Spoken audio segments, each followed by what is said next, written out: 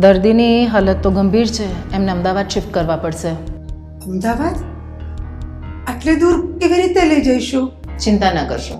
રાજ્ય સરકારે ગંભીર દર્દીઓ માટે અત્યાધુનિક સાધનો સાથે એર એમ્બ્યુલન્સની સેવા શરૂ કરેલ છે અને એની અંદર હાઈલી ક્વોલિફાઈડ ડૉક્ટર્સની ટીમ પણ હાજર હોય છે. ડૉક્ટર, તો આ એર એમ્બ્યુલન્સની સેવા લેવા માટે મારે શું કરવાનું?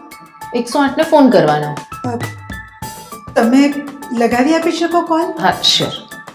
નમસ્તે, 108 ઇમરજન્સી સેવાથી વાત કરું છું. ઇમરજન્સી છે સર આપને કોઈ? હા, મારે એર એમ્બ્યુલન્સની જરૂર છે. આપને એર એમ્બ્યુલન્સની સુવિધા મળી રહેશે, ચિંતા ના કરશો. ચેતનાબેન છે, 35 વર્ષની ઉંમર છે. તમારા ડૉક્ટરને અમારા ફિઝિશિયન ડૉક્ટર સાથે વાત કરાવી આપું છું.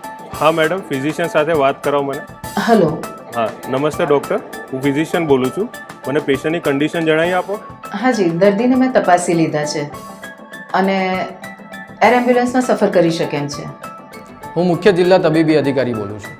ચેતનાબેનના ડૉક્ટર સાથે મારે વાત થઈ ગઈ છે અને મેં પોતે પણ ચકાસણી કરી લીધી છે.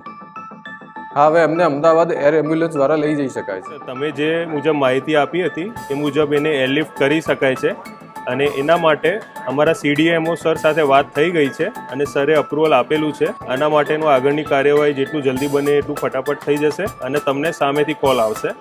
તમે પેશન્ટને સ્ટેબલ કરીને તૈયાર રાખજો. જી, થેન્ક યુ. નમસ્તે સર, 108 કંટ્રોલ રૂમમાંથી વાત કરું છું.